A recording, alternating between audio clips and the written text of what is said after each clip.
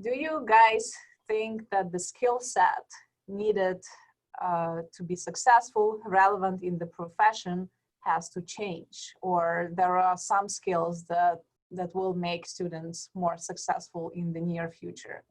David, if you don't mind starting with that.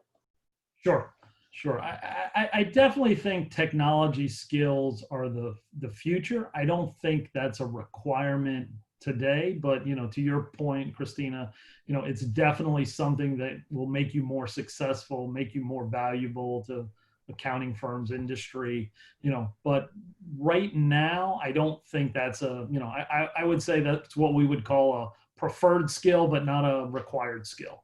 We look mainly, especially in the tax side of corporate, but just in corporate in general, we look at either accounting firms or other industries for that they have expertise in those areas. Those are the two places, the main places we hire. We also hire from the colleges with with interns and staff, and the interns a lot of times will come on board, but we're typically looking for that expertise. When you come to a corporation more than a public accounting firm, we're expecting that you have skills already to do a lot of the jobs, as opposed to in public accounting, they're hiring every year the bottom layer, and you're moving up through the chain, excuse me.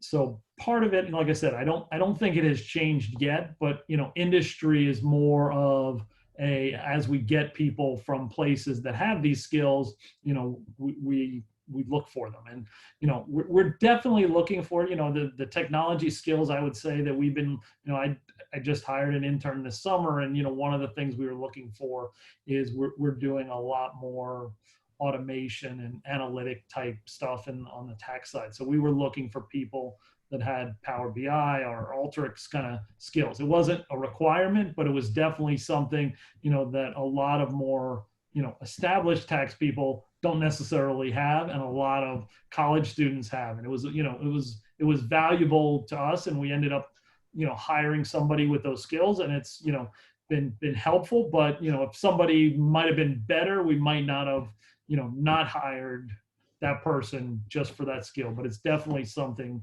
we're starting to look for. As it relates to hiring and professionals joining the workforce, I love that you guys talked about your data analytics masters. That's the accounting, finance, and focus on that, because that's something we're really looking to do. We still primarily hire people that have audit and tax backgrounds, which is really the accounting majors, but we are also hiring people in consulting and in technology consulting. So other majors and things of that nature, there's jobs for them. Analytics is huge. We're working to do a lot of audit transformation in regards to the use of analytics, and we do use tools like Power BI and Alteryx. So understanding those, I think, is really great. And as young professionals are thinking of what can I do in my spare time, it's can you get any of those certifications? We're also really looking at like transformative leadership and who's going to be the next leaders in our firm when we hire right out of college. We kind of expect people to come with a new attitude about transformation. And as we're transforming our practices and as professionals, I think being, agile and resilient is one of the things we start to look for. Some of those skills are learned over time, but I think if you're a young professional and you're about to enter the workforce, you've now ended academia in a time of tremendous uncertainty, and you probably have the resilience that companies are looking for. At EY and at other large firms, because it is an apprenticeship model, so many of the skills are learned on the job.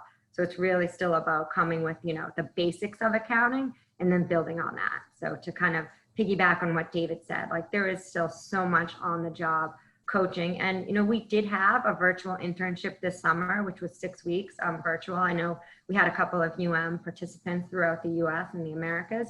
Also, we are hiring. We have, staff one starting in October 1st, and we're going to work through onboarding them virtually. Their computers are sent to their house, and, lots of team meetings, but we'll work through it. And we think people are showing up very prepared based on the educations they're getting at great schools like the University of Miami. Thank you, Monica. And Sean, do you have anything to add on that point? Yes.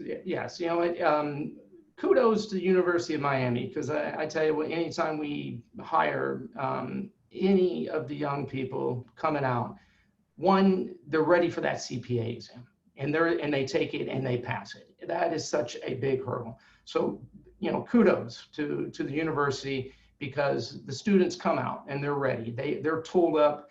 And as Peter Drucker said, you hire character and you train skill. Well, with Miami, you can get the skill. So really part of, of hiring into our firm, which has been around in South Florida since 1963, really is a culture.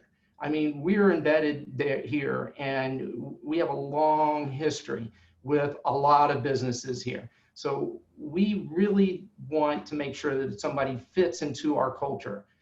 Now, how do we do that remotely if we're not going to be able to get it? We can't have one of our famous parties where we're having alcohol and you really get to know somebody, right? So these things we're going to work them out. We're going to get back to the days of people. That's what we talk about. We'll get back to the days of people, because in our industry, you really got to like people. And if you don't like people, then maybe we can put you in the back and you can twist the wrenches, and that's okay. I mean, everybody has a different personality, and that's what we do really well, is finding out that personality, where we believe that they can help us and where they can thrive. And our mentorship programs will put them in a spot for success. And so the training and collaboration portion that we see is very, very important. And you really have to be a team player. And we do these PIs, right? These are personal index, I believe is what they're called. And they're basically telling you if you're going to fit in to us, right? So you're going to take this test and you're going to say, look, this person is not going to fit into our culture. Now, don't get afraid. Kids should be frightened of it, because there's a spot for everyone, right? So we're not going to tell you you don't fit in to it because you didn't pass the PI test, but we got to understand where that person is at. And we take a really, really serious role in mentorship. Everyone who comes to us, we want to see them succeed. Their success is our success.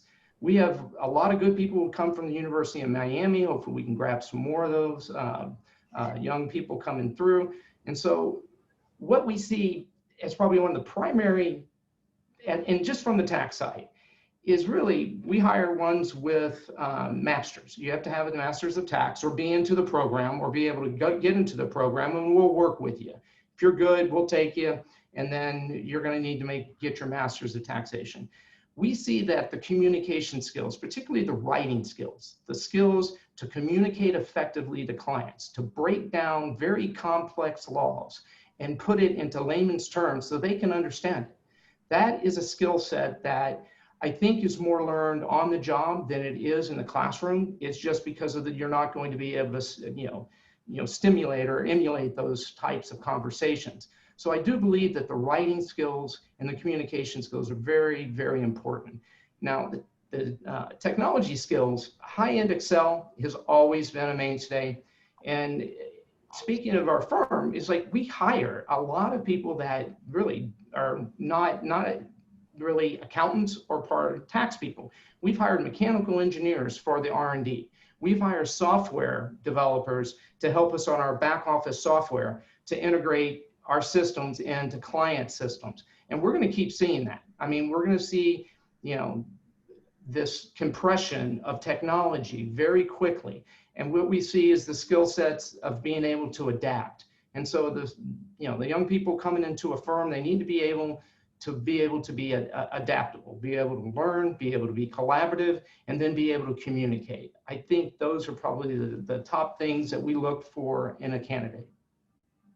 Thank you, Sean. And thank you, Monica, for answering the question that's the advantage of Zoom. You can answer questions by typing the answers.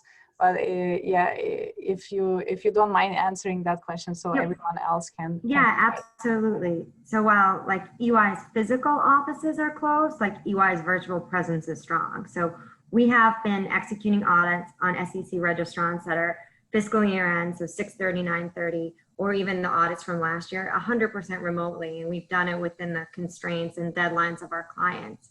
EY has done a lot of things, probably similar to all other to enable working remote. We gave each employee a stipend to buy additional monitors. We're helping subsidize their internet connectivity. and really just working with all of our collaboration tools.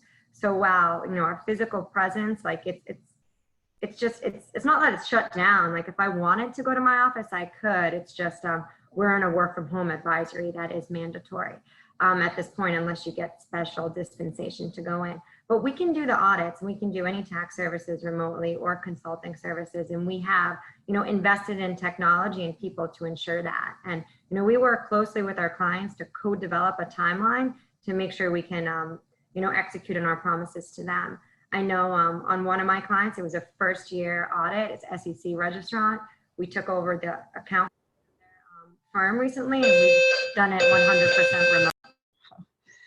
Yeah, apologies about fire alarms, but it's a good sign, right? So we have another CPE question popping on the screen. Every time we have a fire alarm, there is a CPE question. So please take it. Take a couple of seconds to answer the question.